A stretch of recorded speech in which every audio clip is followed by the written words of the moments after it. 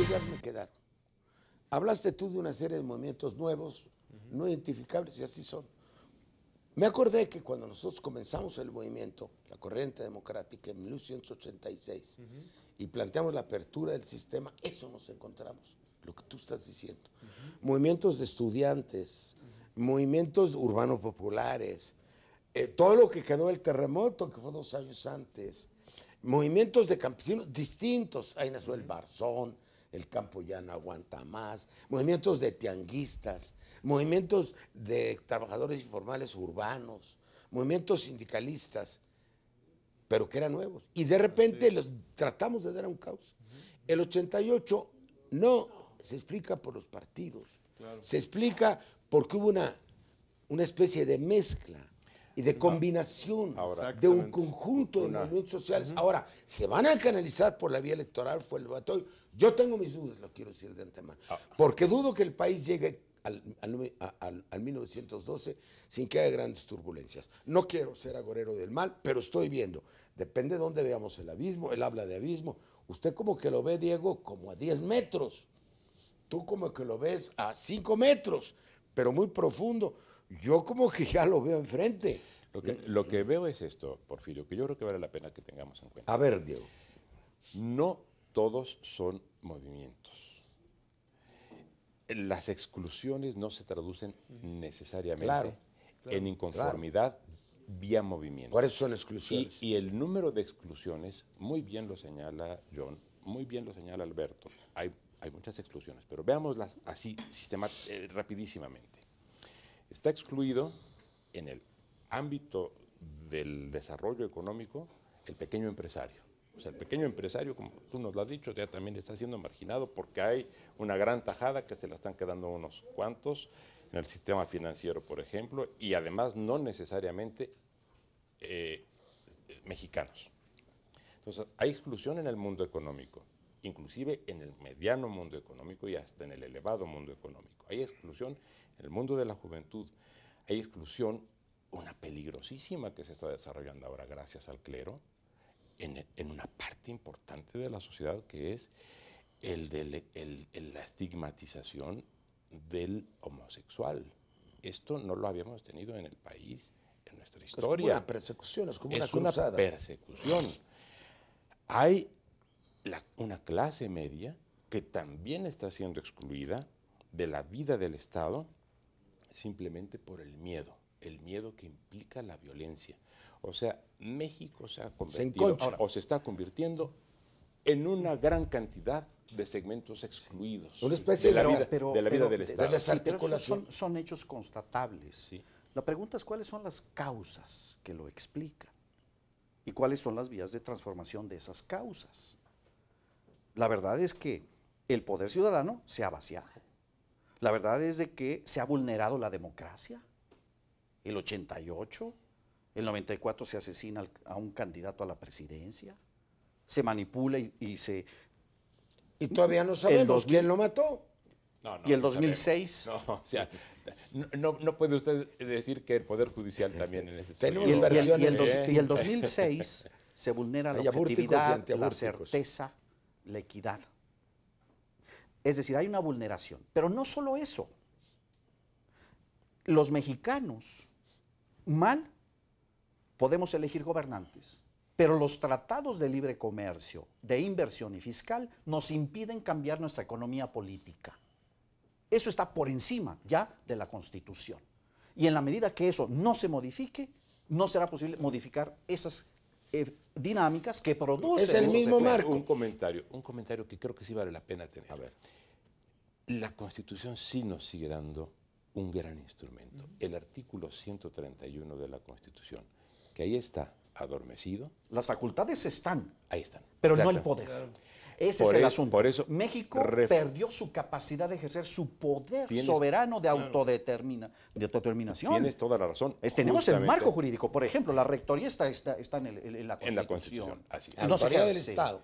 La planeación democrática está en la Constitución. No se ejerce. De manera que yo creo que todos estamos de acuerdo. Los organismos públicos que deben de realizar las actividades sustantivas en las áreas estratégicas están en la Constitución. ¿Cómo llegamos incluso, a ver, John. ¿Cómo recolonizamos el Estado con un espíritu ¿Colonizarlo soberano, o nacional. descolonizarlo? Sí.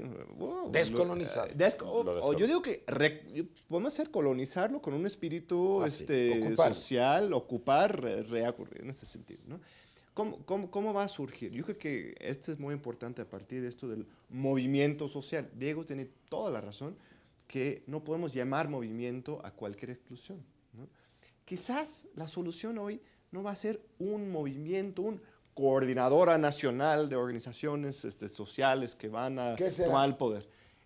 Puede ser que a partir de las elecciones, la coyuntura 2012, puede ser un momento detonador de algo, como fue en 88. Yo creo que no deberíamos estar buscando canalizar este descontento, sino observando y apoyando las manifestaciones que sí van saliendo. La valentía cívico-social. Por eso, por ejemplo, menciono esa mujer, quizás una manifestación aislada, desconozco lo que está pasando en Juárez actualmente, pero eso me dice algo sobre esa valentía, esa visión que existe en el pueblo mexicano. Lo decíamos, el problema en México no es la sociedad, no es que tenemos una cultura atrasada, corrupta. Todas estas cuestiones vienen pero de vamos a otro verlo. lado. Entonces, a partir de esta efervescencia bonito. social que existe, ahí es donde se va a tener que ir desarrollando nuevas formas de organización y nuevas formas de conquista del poder. Factuales, ¿no? porque tantos seminarios y tantos lugares voy a las universidades y estoy hablando con sentimiento de culpa. Nunca les acabo de contestar a los muchachos qué es lo que se puede hacer. Siempre les damos, ¿está usted de acuerdo?, alentadoras. No podemos ser tan pesimistas, en eso soy como usted. Pero miren, ¿en qué estamos de acuerdo? Nos faltan 4 o 5 minutos. Estamos de acuerdo en que hay causas estructurales. Estamos de acuerdo en que hay un vaciamiento del poder del Estado por los poderes fácticos y que se vuelve relevante, y no estamos despreciando a nadie en lo personal, como usted dijo muy bien, en ningún partido. ¿De qué nos sirve criticar la corruptela de los partidos, la asociación de los presidentes municipales con el narco, o el gabinete junior, o el gabinete staff de Calderón? Creo que, como dijo también Diego, bueno, puede ser semipresidencial, semiparlamentario. El tema no está ahí. El tema es que lo primero, hay coincidido con Alberto, hay que recuperar el poder del Estado. Claro. La vía no es revolucionaria, porque las armas los tienen el narco y el ejército, y la violencia no nos lleva a ningún lado. La vía de la movilización social combinada, lo que estás diciendo tú, ¿a dónde va? Ahora, hoy se dijo, cuando los jóvenes apretaron, los panelistas, a las elecciones, pero si las últimas elecciones, como lo acabas de decir, no fueron legítimas, lo que la gente está diciendo es que la movilización debiera servir para asegurar elecciones limpias. Y que sea claro, lo dijo Lorenzo Meyer en la primera de las mesas, si no hay elecciones limpias, se va a desbordar este país. Y que lo sepan bien. Y Fidel Castro no me dio la atención, porque tiene frases medio civilinas al final de su texto. Habla de Irán y la guerra mundial, pero dice una frase que me conmovió. Dice, ni la izquierda ni los movimientos progresistas saben en México lo grave que está la situación. A ver si llegan al 12. ¿Qué piensan ustedes? Ese es el camino, movilizar para hacer valer el derecho de los ciudadanos a elegir y para rescatar lo mejor de la Constitución y descolonizar al Estado o recolonizarlo por la sociedad, como tú le llamas. ¿Ese es el camino o hay otro que podamos ofrecer a la gente? Mire, yo creo que el camino es el que estamos caminando. Voy a ponerlo en estos términos.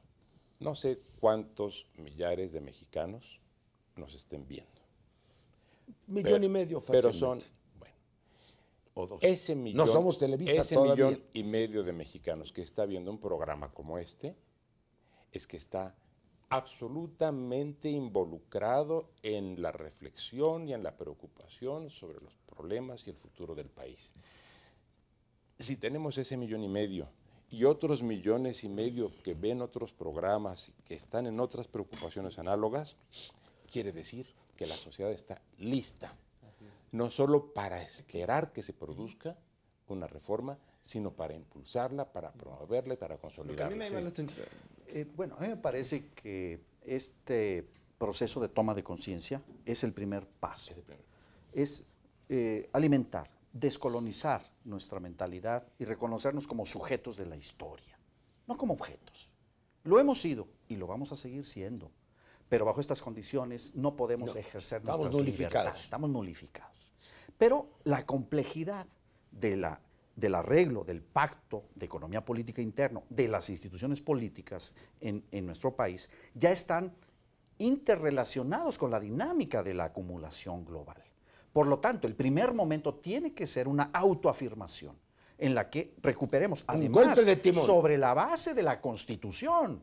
Simplemente que se cumpla el 25 constitucional que establece la rectoría del Estado sobre el desarrollo, no sobre la economía. Aquí no estamos hablando de economía, estamos hablando de economía política. Estamos hablando de que lo público prevalezca sobre el interés de lo privado.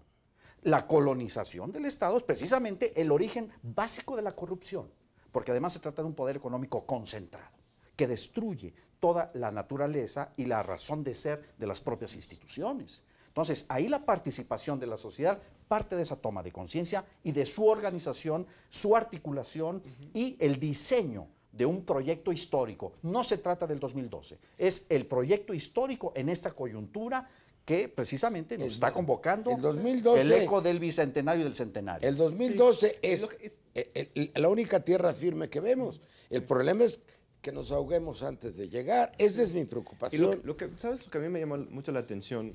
Quizás de manera paradójica me dio esperanza, es esto de lo que se llama la Iniciativa México. No sé si ustedes han visto eso. Bueno, está en todas partes. Pero eso para mí no demuestra, esa iniciativa, una gran fortaleza de las empresas mediáticas. Al contrario, demuestra una gran inseguridad. Ellos saben que no controlan las mentes de los mexicanos, que necesitan siempre estar creando nuevas sensaciones y nuevas ideas. La guerra, el TRI. Y el mensaje central de la Iniciativa de México no es una de esperanza. Desde la forma en que yo lo veo y los anuncios, es un mensaje de querer convencer al mexicano de que es culturalmente el responsable de sus propios problemas, ¿no? Dice, vamos a pasar del México del pasado al futuro, el de las culpas al de la propuesta. Pero eso, para mí, casi me da risa, porque es justo al contrario. Nos están echando México la pelota. Es justamente... Ese es el problema.